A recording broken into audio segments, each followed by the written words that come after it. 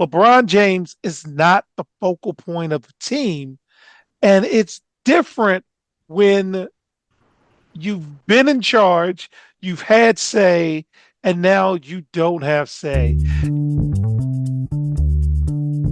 Greetings and salutations, and welcome to the Odd Coaches Podcast, the authentic voice of sports leadership, where coaching wisdom meets real talk. I am your host, Dr. Keith Adams, and on today's Wind Up Wednesday edition, we're going to talk NBA, big questions as we head into the season.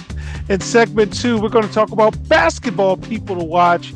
And in segment 3, WNBA got some leadership challenges. And we're going to talk about that in addition to the WNBA finals. Joining me today, the coach's coach, Alfred Johnson. And Coach Johnson, big questions headed into the NBA season. Is there a particular team you'd like to discuss as we get this season started?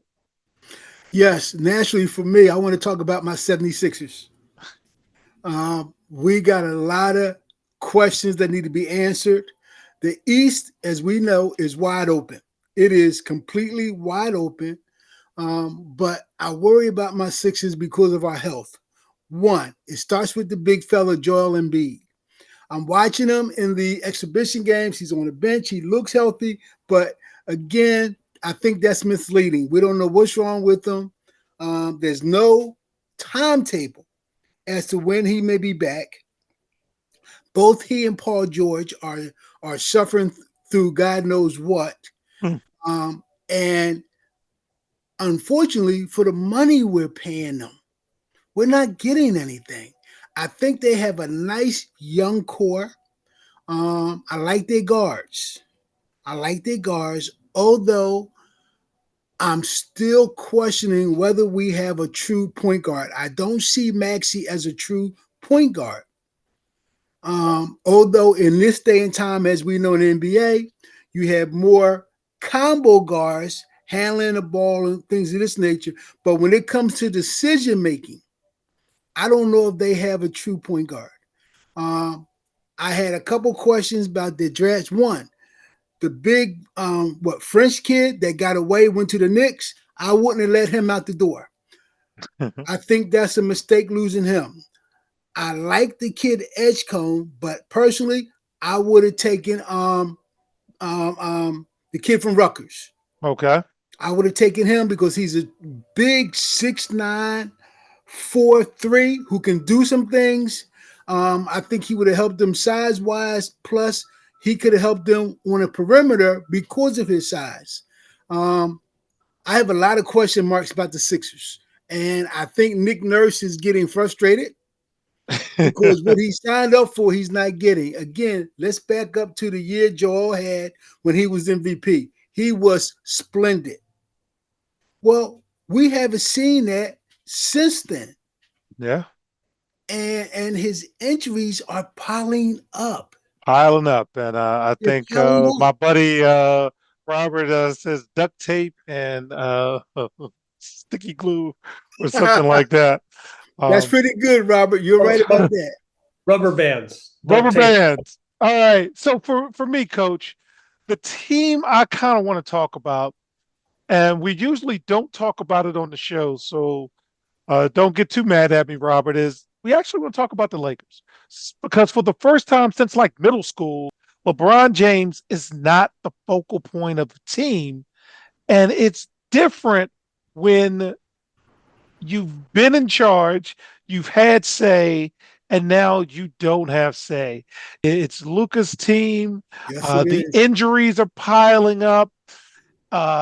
He doesn't have a contract for next year. You got Rich Paul saying he wants to compete for a championship, but I just don't know. So the biggest question I have headed into the NBA season in terms of the Lakers is how is LeBron going to handle being second banana? He's Robert Gibson. He's Marty Jannetty. He's John Oates now. He doesn't have primary say. And these are all random old wrestling references. Marty Jannetty. Marty Jannetty. He is Marty Jannetty. Okay. The Robert. rock and roll Express. Oh yes, that's Boot Gibson. So, Robert, is there a team that headed into the season you just got some questions about? Well, the Bucks are still kind of hanging around. Giannis has shown a lot of loyalty to them, and good on him for that. He says he wants to compete for another championship. I don't see how he does that with the Bucks. And admittedly, I'm not the biggest NBA fan in the world, but I should be able to name at least one other player on the Bucks that I can't. I think his brothers are on the team. Besides his brother is on the team. I think his brothers are on the team. That's it. So, I think it's going to be interesting to see what develops there. I mean, Giannis is still a great player, but what develops? I think the other team that's interesting. We've talked about the Rockets a lot and how they really upgraded in the offseason. They got KD and they were ready to go, and then Fred VanVleet tears his ACL, and you still got Coach Udoka doing dumb stuff, and it's going to be interesting. I mean, that's another team that's going to be interesting. I mean, I really feel like losing Fred VanVleet hurt them a lot. I think it did. I think he's kind of the motor. And I don't know if KD can make up for that or not. Yeah, and we have our academic and athletic consultant, George Akade. George, I kind of have a question that I wanted to ask you. Boston, they're talking about Tatum trying to come back this year. They've already, for some reason, kind of punted on the season with some of the moves that they made. If you're Boston, how are you handling that, George? Well, first and foremost, what did I miss? Because I don't know whose wife is Udoka messing with this time. We're going to pass on that. I just want to ask. But when it comes to Boston, I don't know why Tatum's coming back. If I was in charge over there, he would sit out the entire season. Yes. You've gotten rid of most of your core. Yeah, you still got Brown there, but most of them are still gone. I mean, you let Kristoff go. You let Porzingis go. You let the what's the big man that's been in the year for 100 years? My name's skipping me, from Florida. Al Horford. Yeah, Horford's out at the he's out with Golden State. Yeah, he's out there with the experiment of the expendables or whatever they are going on out there. They're going to need a geriatric unit out there in a minute. But, I just, it's that year where you bring in as many young kids as you can, and some seasoned veterans, see what you can get out of this whole situation and go. My marquee player would not be on the court this year. I know he wants to, but there's no reason for him to be there. No. All right. And Robert, I have to ask you, now that it's all over, Golden State. Jonathan Kuminga has signed. The average age of the starting five, I think, is 34 or 35. If you're Golden State, you're not going to win, okay? You'll make the playoffs, but how are you handling this if you're Golden State? What was the goal? It's always the championship. Steph's window is closing and blah, blah. But is it, though? I mean, because if that's the lineup you're trotting out there, it's not hard to argue that you're happy just making the playoffs, right? And I mean, you can say, oh yeah, we're serious about winning a championship, but what you say and what you do, those clearly are sending to that. Those are two different messages, because those are the starting lineup is really good. It is a good starting lineup. They cannot be good over the entire course of the season, because what Steve Kerr is going to wind up doing is there's going to be a lot of back-to-backs where people are going to be sitting. They're going to be sitting. And, okay, so you make the playoffs as ideally you want to be a top 6. You don't want to be 7 through 10 and go through the whole playoff thing. I mean, you got the legs for that thing. And I don't know if they have enough to be in the top 6. Justin, you're actually coaching now, man. What are you doing if you're Golden State? You see how old that roster is. Well, another thing is they really haven't said if Kuminga's going to start. We know who 4 are. We know it's Curry, Horford, Green, and Jimmy Butler. We know those 4. They didn't say if he's going to be the 5th guy. Now, what you paying him, he has to start for this year. But they're not a good team. Does it fit? Does that 5 fit? And then you got Steph's brother off the bench. You know what? I think that, with Steph, with Jimmy Butler, I think you can make any other 4 kind of fit together because how they play. You're going to get whatever Steph doesn't take, and Steph's going to feed you and hopefully get you into place. I think the drop off comes with the way they've been used to playing defense. They got into the playoffs, and when they were at their best, they played great defense. Yes, and they did. With that geriatric unit, that's not going to be possible for the long haul they got. Now, one interesting thing that we probably need to keep an eye out for is Bam in Miami, because the way the word is right now, he's not happy out there. So it could be a lot of assets going, and I think Golden State's going to be the first one because, Jimmy and Bam are real tight. And I think he's going on the hit list. So if that becomes the situation, it's going to be a situation where they're probably going to go all in and try to get Bam and try to keep Jimmy and try to keep Steph there, and everybody else is going to be on the table.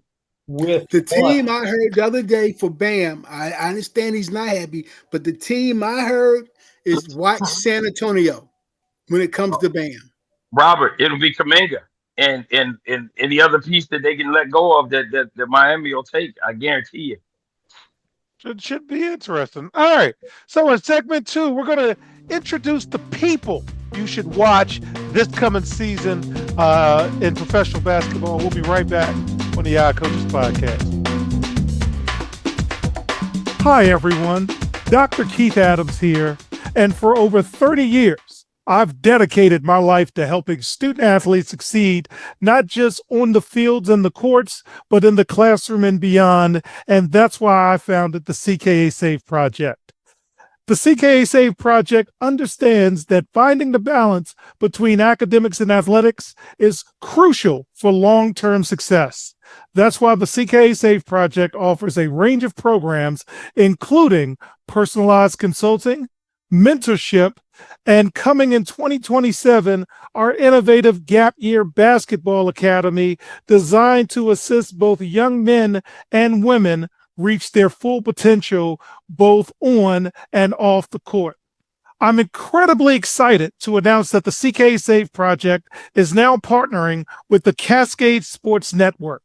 This partnership will allow us the opportunity to amplify our message and reach even more student athletes through the Odd Coaches Podcast and other exciting initiatives. Join the CKA Save Project and the Cascade Sports Network as we empower the next generation of student athletes. Visit CKA on the web at www.ckasaveproject.org to learn more. Let's work together to find the balance and help unlock your potential. Welcome back to the Odd Coaches Podcast in segment 2. Again, as the NBA season gets started, there's some people we think you should keep an eye on. Coach Johnson, who is the person you should keep an eye on, our fans should keep an eye on this upcoming season? The person I want to clearly see improve mentally and through their play is LaMelo Ball. I think he has a world of talent, but I think he's a globetrotter hiding in the NBA. He doesn't make anyone better. His shot selection is entirely questionable. I like to see him grow into a point guard, facilitate, get his shots when they're there, not always trying to be number one option because that's not going to work. I just like to see this young man grow up. He's talented, but he got to play better and make others better for that team to be successful. And the East is wide open. Wide All open. right, George, who's somebody we should watch this year in the NBA? I got more than somebody. I just want to see what this cavalcade of aging stars, the Houston Rockets, are going to look like. Good They one. got a lot of glass players out there. When I say glass, 2 seconds from having a soft tissue injury or something like that. And who and where's the ball going to go? Because you got a lot of big egos out there too. So I want to see how this really shakes out because either it's going to be something to see or it's going to be a dumpster fire waiting to happen, and we're going to have a lot of selling off before the season ends. So, All right, Robert, who's somebody you want us to keep an eye on this NBA season? Well, since you always tout me as the favorite administrator, I'm going to talk about two people who are not on the court. First one is Mike Brown. I think there's a lot of pressure there. Yes. And the biggest pressure obviously is, Knicks fans are, I'm not from the East Coast. I don't know anything about the East Coast basketball, the relationship with the Knicks. But it seems like, those folks really want something to happen. And Tom Thibodeau, he did a good job getting them as far as they did, but he was playing basically five guys, and you can't win playoffs with that. So, Mike Brown is going to have to develop another three guys that he can depend on as he rolls into the playoffs, because they'll make the playoffs. There's no question about that. They're one of the three best teams in the East. Mm-hmm. And, how does he manage once he gets into the playoffs? Because if he doesn't get at least to the conference semis, it wouldn't shock me at all if they run him off, after a year. The other guy is Adam Silver. The NBA has a lot of irons in the fire in terms of what they're looking at worldwide. Getting into Europe, maybe creating a new league, maybe merging with the Euro League. I don't know. Looking into Africa, for example, maybe domestic expansion. You got to put a team back in Seattle. Oh my God, we have. Yes, you do. Bring back the Sonics, for God's sake. Yes, you do. And if you do that, you're going to bring two teams back. I feel like you're going to bring in two teams. I feel like Vegas probably is going to wind up with a team. And then last but not least, I am sure that he has something to do with what's going on in the WNBA, which we're going to talk about in the next segment. He's going to have to. I believe that his involvement, while it might not be public, his involvement is going to be increased in the current situation in the WNBA between the CBA and between the ongoing controversy with the officials. All right. Yeah, I agree with that. Will Cotton is here, our captain for life. Will, is there any particular basketball person we should watch this year, in your opinion? Oh, I'm on Bonchero. I really like Bonchero, man. I really like Yes. Really good. He has a lot of versatile type of tools. You know what I'm saying? I'm not saying he's LeBron, but he is a very interesting prospect. And I think with the East being kind of open based all the injuries and things going on, and I think they're primed to really make a move. And I expect them to be in the top five, to be honest with you. I doubt it'll be not anywhere close near one, but they should be close up there. You know what I'm saying? They put some good guards around them. They put other centers around him as well. He's healthy now. So yeah, I'm really excited to see what Bonchero does, man. And really the thing is they're not going to have a lot of games like primetime games, so no one's really able to see him, which is going to be unfortunate. But I'll be tracking him this year, so just keep asking me about him. Like, have you been watching? Have you been watching? So I'm looking out for Bonchero. All right, I'm gonna close out. Trae Young is the guy I want to see this year, because he was the afterthought in the Luka trade. Atlanta has tried to be good, and it just hasn't worked out for him. So, and I do not believe his option's been picked up. So you're Has playing not. for money, man. You are playing for your professional life. All you need is one team to give you the money. I don't think Atlanta's going to give him the money. So we'll see what happens with that. So in segment 3, it has been alluded to, but the WNBA has some leadership issues. We have leaders to help them. Can't wait to hear Will's thoughts. We'll be right back on the Odd Coaches Podcast. Today's student athletes face pro-level challenges without pro-level support. The CKA SAVE project is here to change that. For 16 plus years, Dr. Keith Adams and his team have provided comprehensive academic and athletic support from middle school through post-graduation transitions. NIL guidance, transfer portal navigation, academic coaching, career planning, they've got it covered. The CKA SAVE project. When your future is on the line, experience matters.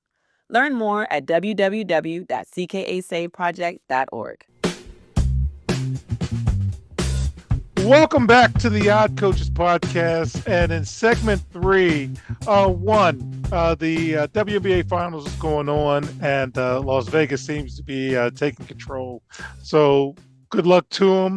We'll be watching. Mhm. But the real talk this week is the leadership challenges.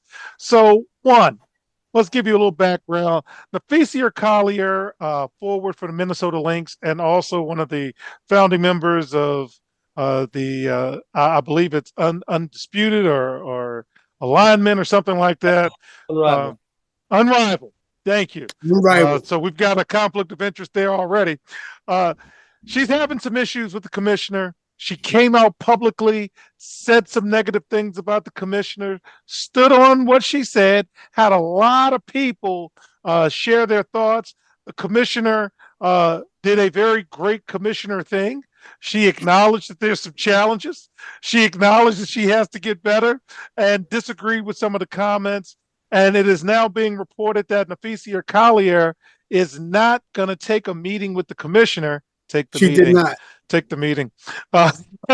So a few weeks ago on the show, Will Cotton, and this is why I'm glad he's here, talked a little bit about WNBA leadership prior to the blowing up of everything. So I wanted to give Will the opportunity to kind of share his thoughts, and then we'll get the thoughts of our favorite administrator and the rest of our panel. But Will, can't wait to hear your thoughts on the WNBA leadership. The floor is yours, sir. I'll keep it short. I'll keep it real short. So they just don't have the right leadership that they need for growth. And as you learn in organizations, you have different leaders for different type of things. Sometimes you bring them to maintain, whether there's like a financial crisis or things like that. These guys are good with keeping money with money, but you need a leader now for growth. And as you can see, the players are really ready to move forward. I think Engelbert is being very traditional in her thinking. She's not trying to move forward the game. She's not moving progress on them at the same time. I understand there's frustration that the players have because they're seeing the dollars. You know what I'm saying? You can't hide the dollars. They're seeing it. And they're hearing what people say too. Like, you guys should be making this, you should be making that. NBA players are kind of chiming in saying you should make this, you should make this, that. There's a lot of frustration, and I just don't think she's the leadership to get them to the next step. You know what I'm saying? Like she's just not the next one. And right now they're trying to set up a contract with him. And I know the players really don't want to deal with him for the next 11 years. Like they don't want to deal with that. So it's just a lot of frustration. I couldn't tell you how it's going to end, but I can tell you right now, she's not going to be the solution of this whole thing. She's making it worse by anything. So we'll see what happens. I guess she'll be, now that they're making money, she'll hang around. I would. So, but I don't know what the solution is going to be because she's looking very traditional in terms of her thoughts. All right. So, Robert, I sent you the notes. We followed this story throughout, but Napheesa Collier put it on the A block of Sports Center, so to speak, with her comments. Cathy Engelbert came back with very traditional things, and the fact that Napheesa has been reported to not want to take the meeting. What are your thoughts on what's going on with the WNBA? I actually am going to disagree with you in this particular instance. I don't think there's any reason to take that meeting because it seems like they've already had a conversation. And, when Cathy Engelbert was hired, I'm sure that, they felt she was the right person, all that. But when it comes to leadership, if there is no trust and that person is unable to build relationships, then that person is not going to be able to lead that organization. And it's clear that right now in the WNBA, the players do not trust Cathy Engelbert. And it's clear from media reports that she is unable to build relationships, both with players and in the people in the office around her. So she is not going anywhere until the CBA is decided, which probably is not to the WNBA's benefit, in my opinion. It's not to the owner's benefit, in my opinion, because, again, the players don't trust her and the players don't have relationships with her. And if you had somebody in place who at least had, you had some relationships with, players had and we go back to this all the time when we talk about basketball, players had relationships with David Stern. Players had relationships with David Stern. And, if David Stern if David Stern called Michael Jordan and said, Michael, you need to be in my office tomorrow at 1:00.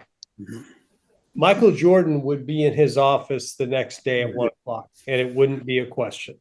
That is so true. It would not be a question. And that is clearly not where we are now.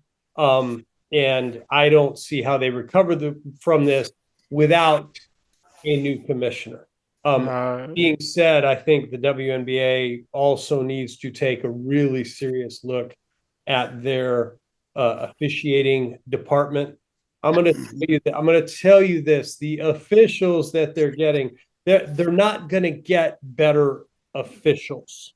Okay, those officials, a lot of the officials who are working the NBA finals have worked the Olympics, they have worked the FIFA World Cup, they have worked the NCAA men's and women's Final Fours. These are high-level officials, okay?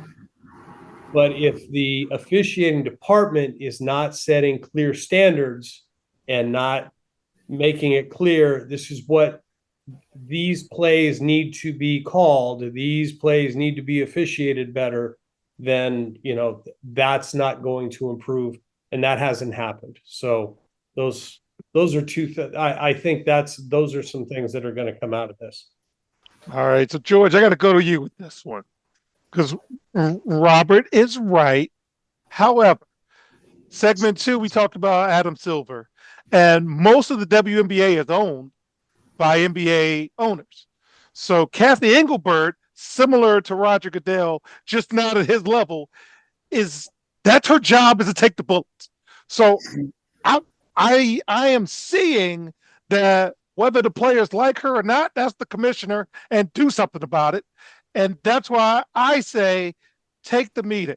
But what do you think, George, in terms of what the WNBA is doing with their leadership?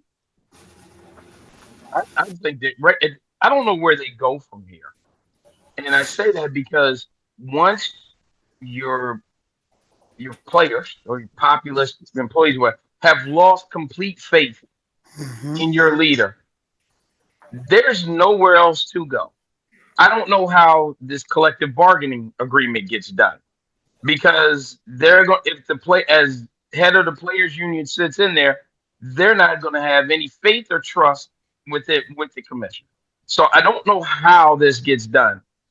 If I'm Silver, what I wind up doing is at the owners meeting, I go to owners meeting, and I don't think they have honestly, I don't think they have any other recourse but to remove her Right. because I don't think they can go forward with the way the state where it is right now. Because and this also falls back to what Robert touched on with the officiating.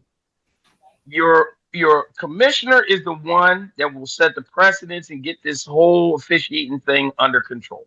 Okay, that's part of your commissioner's job. Having the conversation, setting precedents, setting standards for the official, have clear rules for them to follow that the players know, that the coaches know and understand. But none of that is happening because they have no faith in the commissioner. And once you lose faith in your leader, it's your leader's done. So Yeah. personally, I don't know how they go move forward. If I'm Silver, I'm pushing the remover because there's nothing else. There's nowhere else to do. Because I can tell you right now, if they come to a point, and I see you, Robert, I know you're gonna come in on me, but at this point right now, if they go to the bargaining table, they're not going to get anything done. So the question they have to ask themselves is this: are you in a weaker position with her in the bargaining chair, or are you in a weaker position by removing her? That's the question they have to answer for themselves. Right. In my opinion, they're in a weaker position by removing her because they have conceded the point. Okay. All right. So, Coach Johnson, I came to you last because, hey, wait, you're actually still administrating. You still are in these leadership roles. We are on the outside looking in from your assistant AD hat. What are you thinking? One of the things I want to talk about, not only had they lost leadership, faith in her leadership, but if the comments she made to Collier is true, it's a double standard. Let me tell you where at. Can you imagine if a man commissioner said they should be on their knees thanking her? Can you imagine that? And these are some of the quotes that she said. They lost faith in all of that immediately. And there was other things she said, and when they talk, and listen, like you said, Robert, they know how much money's coming in.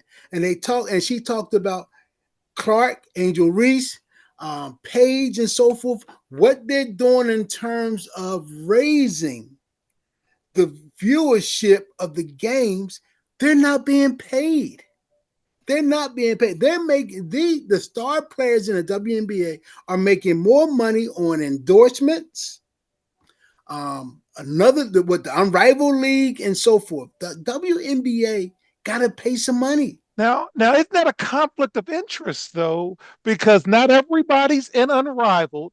They have, money, but maybe the 12th player on the Mystics, and this is why the NFL can get over. The backup offensive lineman ain't got but 3 years, so he's going to try to get everything he can get. So I ain't going on strike for nothing. So I kind of don't know how that piece is going to work out. Will, you're a player.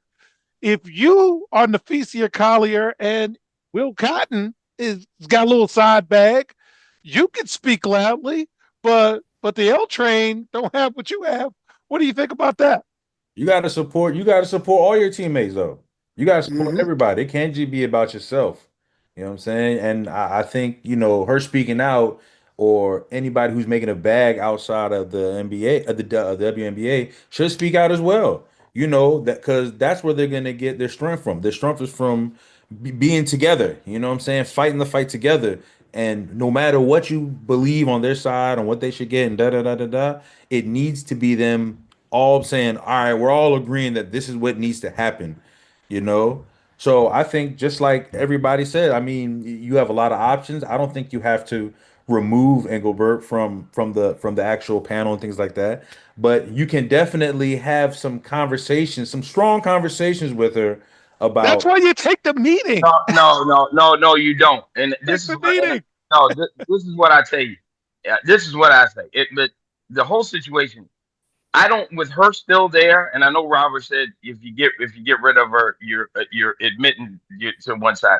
But if you don't get rid of her, you're not going to get any movement. The league will, you're going to cease to exist, because what will happen is they will go back overseas, because they got paid overseas. They got real money overseas. If you sit and listen to just a couple of them talk, they were like, "Yeah, our real, we used to play overseas to get really paid. We just came here because it was comfortable to play, and hopefully it grew." So if you go back to them, and your top players go overseas, and then you're going to get your mid-level people are going to get better money overseas, they're going to leave too. That league's going to fold.